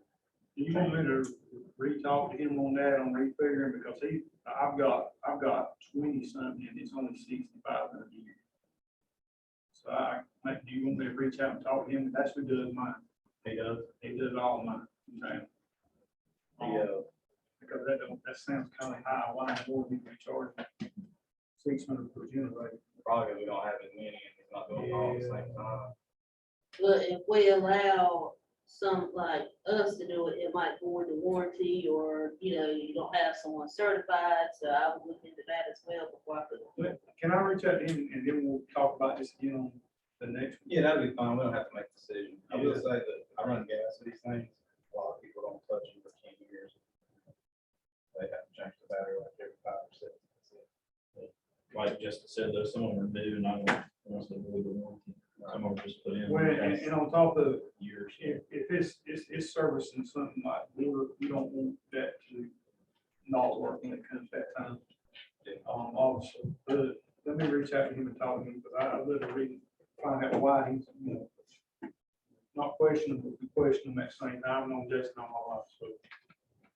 He had to give me a good answer on that. So you have another thing? Thank you, Terry. The next thing will be Providence. So we need to go ahead and do this project. It's been the previous board knew about it, the board before them knew about it. We've had 2 quotes done on it. First quote, I think, was about 200,000. Didn't we do another quote? Yeah, we've had 2 quotes. It's double, and if it doubles again, it's going to be easily $1 million project. I say we do it while we can afford it. That meeting, I came up and I think we had $60,000 worth of fixes. So the deal is the oldest pipe in the system. It was thrown off the truck when it was put in, so it was shot. And that's a lot of the reason we had the problems with them too. So it's always been known the Band-Aids on it. But if we also need to replace the fire hydrants, I'd like to see all of it done at one time. Redo the line, do the fire hydrants. If we're gonna do anything in Drake Estates, go ahead and put that in there also. Well, we won't pay that. And it sounds like, well, we don't know where they're gonna tap into this. We have to coordinate that if they do plan to get it properly. Well, They'll I think change the size of the names of it. now is the time, because everything's going up by leaps and bounds day to day, so, it'll hurt us more if we delay it anymore. And it's costing us more to continue to go out and repair. Scott, do we have to have that re-engineered, or can we go straight and bid since it's already, or has it been engineered fully? Providence has not been engineered. We just did an estimate, rough construction estimate, like we did when we first did 117. Jeremy, is that something you could kind of tell us what we need? As far as like the line size, which side of the road you think would be better? Well, with that, I never quite understood why they had a 10-inch. Y'all don't service that many houses that require 10-inch line. You can come up, sorry, I don't make you uncomfortable, so I can see your face. All right. Yeah. I've never, I mean, I may be even wrong, but I don't understand why on the distribution side, if we need a 10-inch line there. Now I can understand down there at 13 Highway where, you know, you got more, and especially if you're gonna have another, subdivision coming through, you're not gonna need that. With that 10-inch, it's gonna cost you even more. It's gonna be even harder to get. You know, as far wise as the hydrants, you're looking at probably $5,000 a piece easily. And if you have to change size of the road, you gotta look at all the different driveways you're gonna have to tear up and redo. I can't give you a price wise on what I think it would be, or how you want to do it, but I would suggest to try to look into going down to an 8-inch on it. I mean, I run a 6-inch, but most of mine, all of them, I've got plenty of businesses going off from. Am I wrong with that? On an engineering standpoint. Yeah. Right.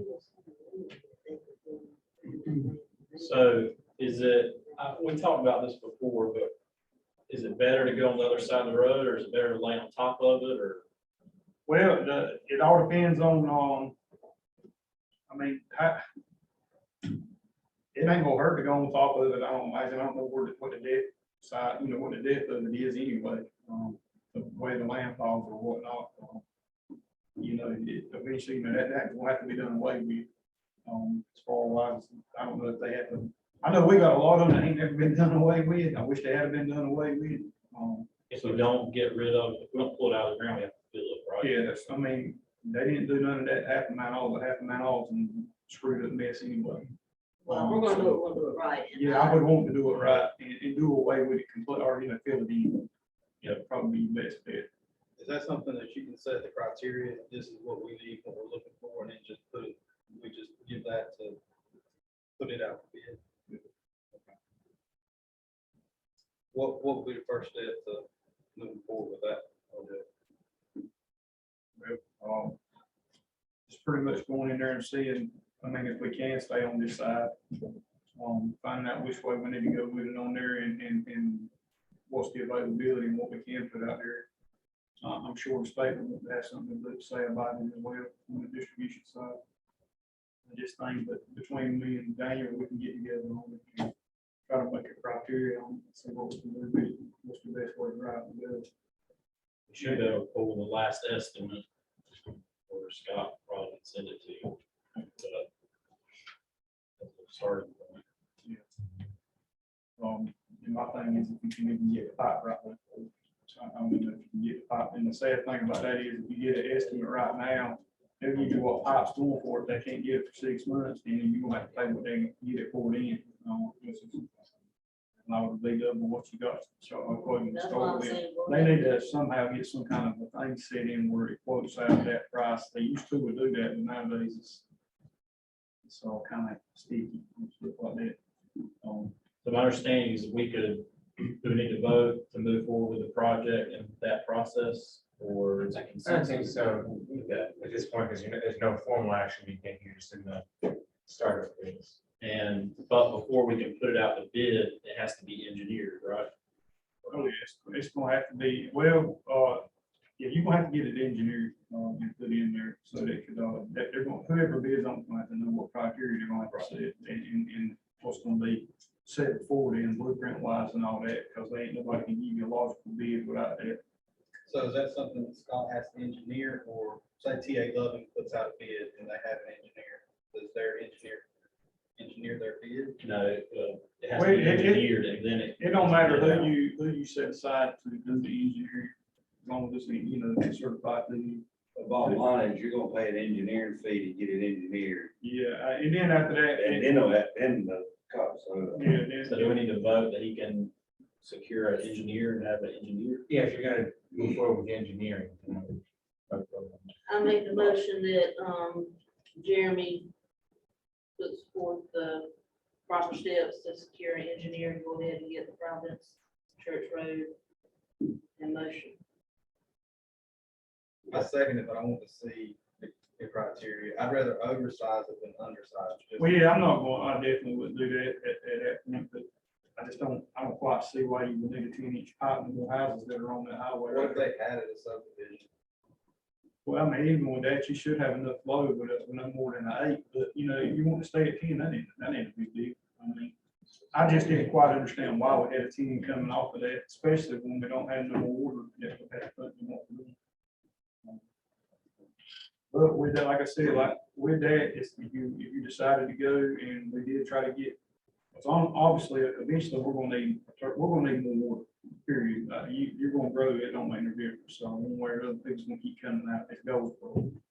So, you need to set you need to get whatever you're going to try to, eventually have your wells in and to be able to distribute out. So, I mean, we can stay with the 10, that ain't gonna be big. It's just, I couldn't understand why it was ever very small as it was at one time.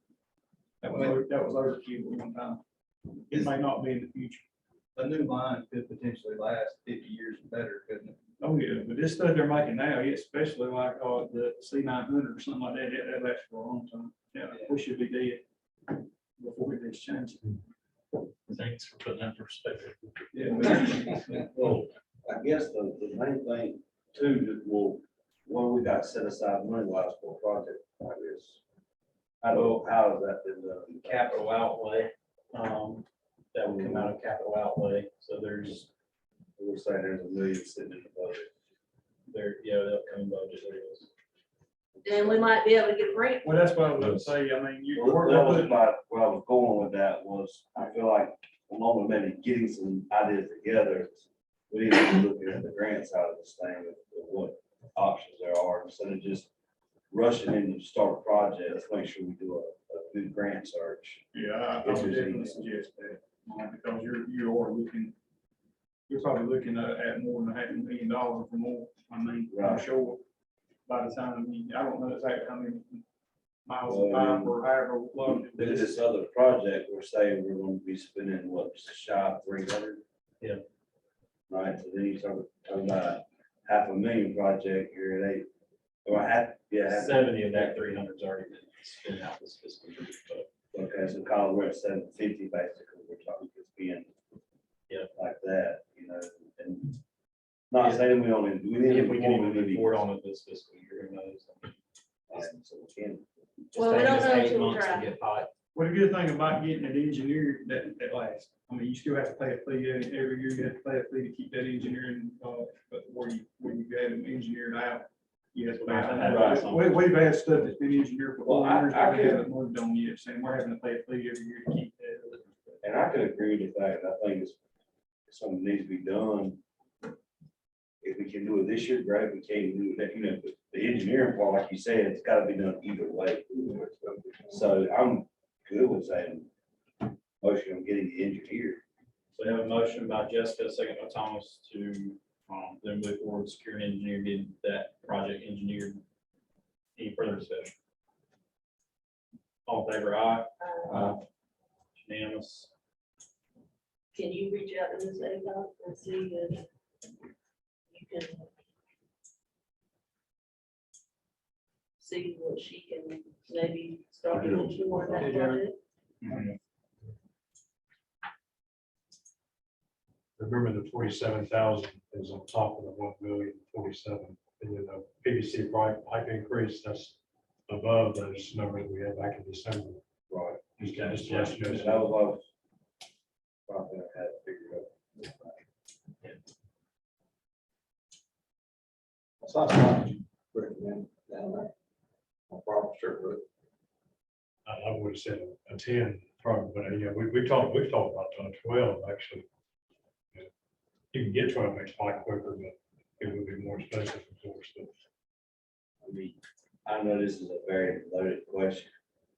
But what, I mean, in a typical market, I guess the price difference percentage wise don't probably change much. What's the percentage difference in, it seemed like when we're considering it on 117, it was like 25 to 30% difference in the two 10 and sizes. 12. Yeah, from 10 inch C900 to 12 inch C900 or something like that. But you may be able to get 12 inch STR21 now much easier than we could back when we were trying to get it out there. And that pipe out there, I think is STR26, I think about this in the ground now.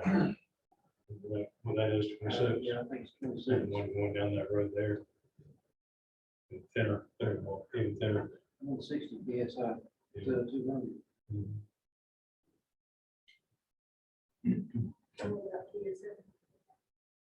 Other new business? I got one thing, so Naren's Lawn Care, I was talking to him, and he didn't bring it up, but he was talking about the price of gas.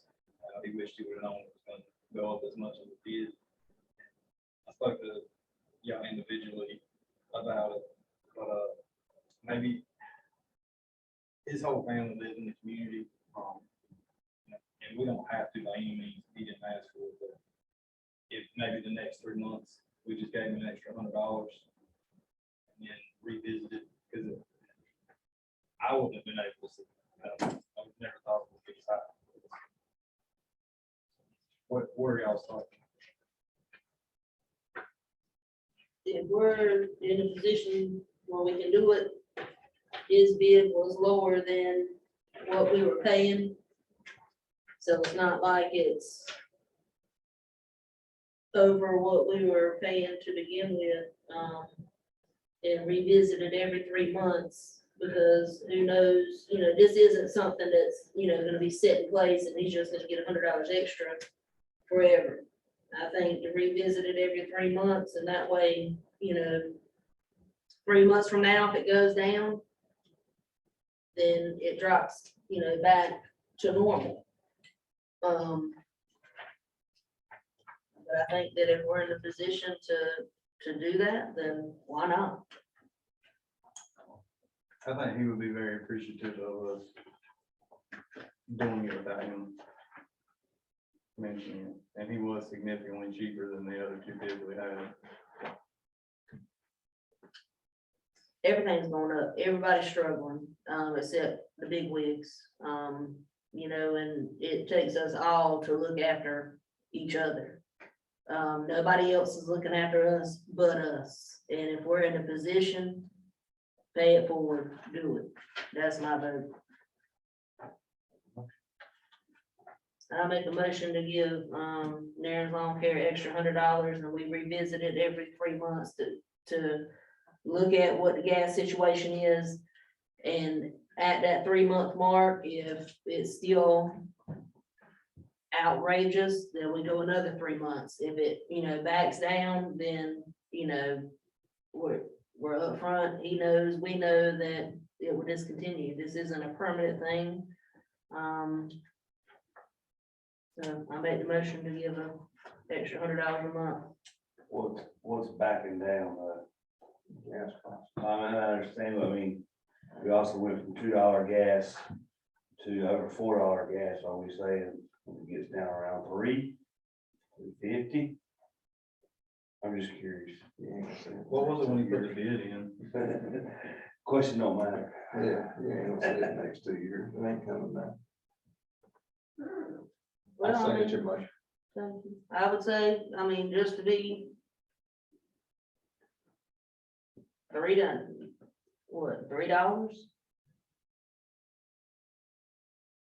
Or below? If you say that, we're not visit every 3 months. I don't know, that's what I'm kind of getting at. If that's the thing, I just say you just give the $100. I say we see what it was when this contract went into effect, and if it's back around that, at that amount, then so be it, When did this contract go into effect? April.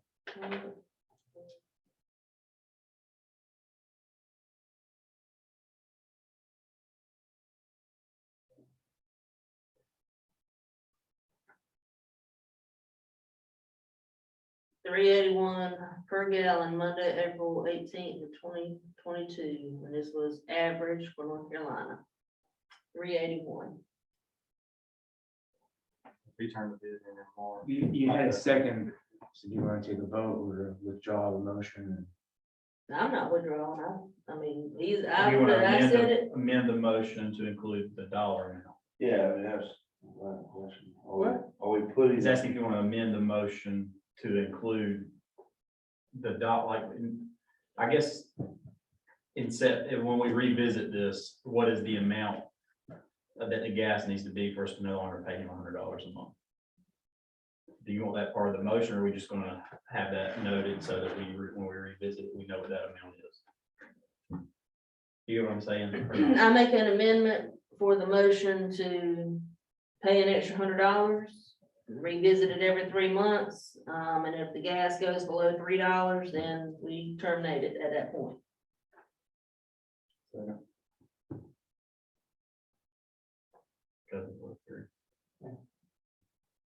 All right, motion second. Any further discussion? I was thinking you'd be careful changing bids. Changing bids, we're not changing bids. I'm not, you had a person puts a bid in, we change it because of price. If Roush House crowd were to come in here and say, hey, we're gonna need more money because when we did this fuel prices will be $5 for diesel, we would all be backing up. And I'm not saying I disagree with it, I'm just saying that's a slippery slope. Well, they're multi-million-dollar companies and, this is a local, I didn't say I Single necessarily business disagree, owner, I'm so- just- I'm not saying I because if disagree. they ask me for gas money right now, I would say absolutely not. Y'all make enough money. So that is a difference between them and a self-employed person. So and I would amend it and say for self-employed business, local, small business owner and not multi-million-dollar companies That's within the district. within the district. So do we need to start all this over so everybody's on the same page? I do want to say, like, he didn't ask for this, I just thought it would be a nice gesture. I mean, he'll remember this forever. Okay, so motion's been made, seconded, any additional discussion? All in favor, aye? Aye. All opposed? I see where you're coming from. No, I get it, but with people that are, like I said, we have helping each other. Us, the little people. It's no different than Everest Truck Service starting out. It's no bit difference than your business starting out. It's no different than my mom and daddy's business starting out. We are in this together, not the big people on the totem pole, because they do not and will not care and step on us any step of the way. And if we are in a position to help someone, because people are gonna start losing their businesses. I myself that works for the state and trying to figure out how I'm gonna afford gas to get back and forth every day to work. I'm working on the weekends to make gas money and I should not have to. So it's just, we all need to stick together because in the end, it's gonna be us. It's not gonna be everybody else that makes all the money. I can assure you that. And we gotta know where we come from and we gotta know who we look at.